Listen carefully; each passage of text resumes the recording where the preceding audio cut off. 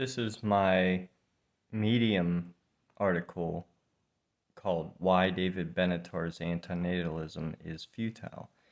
I'm just going to have the reader read it for you. And feel free to let me know if you have any suggestions for editing this to make it better. I just want to share it here to get some feedback and, to also share it. Hopefully, people learn something from this. Here we go. Why David Benatar's antinatalism is futile. What is antinatalism? From a quick Google search, you'll find the Oxford definition is the belief that it is morally wrong or unjustifiable for people to have children. All other definitions online fall in line with this definition. David Benatar is a philosopher and professor who teaches philosophy and the director of the Bioethics Center at the University of Cape Town in Cape Town, South Africa. In around 2006, his book on antinatalism, Better Never to Have Been. The Harm of Coming into Existence was published, and has become popular in the philosophy community over the years. He was a guest on a wide range of podcasts, including Sam Harris Making Sense, Jordan B. Peterson's podcast, Alex J. O'Connor's Cosmic Skeptic podcast, The Premier Unbelievable Show, which is self-described as the home for conversations that matter between Christians and non-Christians. Benatar is also introduced as an atheist in this video hosted by Justin Brierley and many other podcasts. I should first say that I am neither a pro-natalist or an antinatalist. For me, it depends on the situation and other factors. I have read all of the parts in Benatar's book that pertains to what I want to address in this article. Although I am not criticizing his book, I am refuting his specific brand of antinatalism, which one doesn't need to read his entire book to understand, and I have listened to about 12 of the podcasts he was a guest on, which included all of those listed above. I actually listened to the Cosmic Skeptic episode twice, along with a companion video where O'Connor and Benatar attempted to clear a few things up that they didn't have time for in the original episode. I have also watched many YouTube videos created by fans of Benatar's antinatalism, and some critiques as well, with hope of finding someone else who shared my criticism of Benatar's asymmetry argument, but to no avail.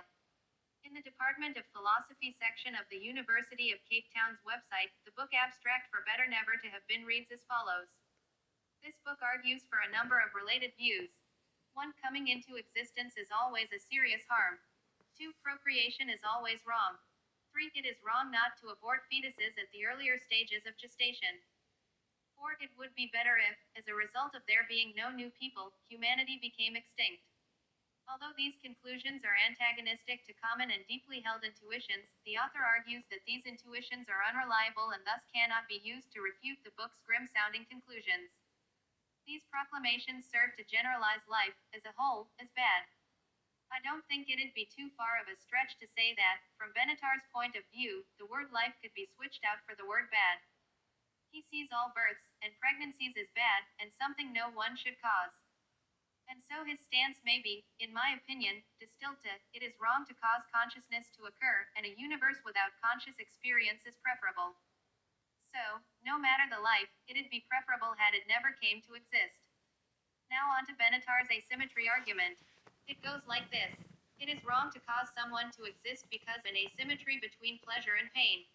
The absence of pain is good even if no one experiences that good, whereas the absence of pleasure is not bad unless there is someone who's deprived of it. Below is the text of the diagram Benatar uses to illustrate his argument. If X exists, presence of pain bad, presence of pleasure good. If X never exists, absence of pain good, absence of pleasure not bad. You might intuitively feel that there's something a bit off about this argument. It isn't always clear at first what it is that feels wrong about it, but most see it sooner or later. It is this: how can the absence of pain be good for someone that does not exist? Good for who? A person or animal that doesn't exist cannot appreciate their own lack of existence. Only a person, place, thing, event, experience, or action can be said to be good. Benatar explains, in his book, that this criticism was voiced by others before the book was published. He acknowledged this criticism. I shall not claim that the never existent literally are better off. Instead, I shall argue that coming into existence is always bad for those who come into existence. In other words, although we may not be able to say of the never existent that never existing is good for them, we can say of the existent that existence is bad for them. There is no absurdity here, or so I shall argue. He continues, once we acknowledge that coming into existence can be a harm, we might then want to speak loosely about never coming into existence being better. This is not to say that it is better for the never existent, nor that the never existent are benefited. I grant that there is even something odd about speaking about the never existent, because that is surely a referentless term. There clearly are not any never existent people. David Benatar, from better never to have been. But there's more to it than the references to non existent people. He also injects the absence of pain and the absence of pleasure, as if there's a state of absence that's occurring somewhere which deprives non existent hypothetical people. One could call it a positive absence. And here is where I will argue my case for why Benatar's brand of antinatalism is an exercise in futility. Before you existed, you were not resting in peace. There was no you. There was no peaceful oblivion, as some see Richard Dawkins' review of Katie Englehart's book, The Inevitable. Dispatches on the right to die, atheists and naturalists say. Some use the word nothingness. Others say the void, and go as far as describing it as a silent black void. But the thing is that only experience is what's experienced, and so there's no escaping experience. Think about it. You don't experience periods of time when you're unconscious. From consciousness point of view, all periods of unconsciousness are always skipped over. You also didn't experience all of the billions of years you didn't exist, and you won't experience your lack of existing after death. But this is where it gets complicated. Was there experience before you were born? Yes, there was, the conscious experiences of all of the living people and animals all over the world. In each of those skulls there was experience occurring, whether it was being done by those brains, or by souls, or whatever might actually be responsible for consciousness. My point remains. There was conscious experience before this one. If you're a naturalist, then you most likely believe that consciousness is a function of the brain. We can say, brains do consciousness, just as we can say legs walk. So, yes, there was most certainly experience before you were born, before this particular consciousness started, the one reading this right now. You were not in a persistent state of non-existence, or some sort of ongoing silent, sightless, thoughtless state, occurring in a black void, or peaceful oblivion, or nothingness. You simply didn't exist if we're consistent with the naturalistic worldview. In order to convey my criticism of Benatar's desires, I'll need to talk about death for a moment. Most naturalists agree, and I think Benatar would be one to agree, that death equals non-existence. The person or animal that died no longer has experience. That brain stopped doing consciousness and will no longer do it. So death and non-existence before birth are the same. You won't exist, and you didn't exist. Okay, so death is the same as before birth, or before coming to exist, both or you don't exist. If that is the case, then let's ask ourselves, what ended the non-existence before birth? The answer is the birth of a living sentient body known as a baby. Just another baby born in the universe. That is when you began. So you have to see yourself as just another body, just another baby, or just another brain doing consciousness. Now let's ask, will babies be born after I no longer exist? Yes, we know baby humans and animals will be born after you, I, and everyone we know dies. So how is that babies being born after you don't exist any different than a baby being born causing this experience, this consciousness, the one reading this sentence right now? You didn't exist, but then a baby was born, and so the birth of a baby is what's responsible for this experience. Will babies be born after this life ends? Yes. So we can conclude that death, being the same as non-existence before birth, will also be followed by a life, just as non-existence before birth was followed by a life, the one that's reading this right now.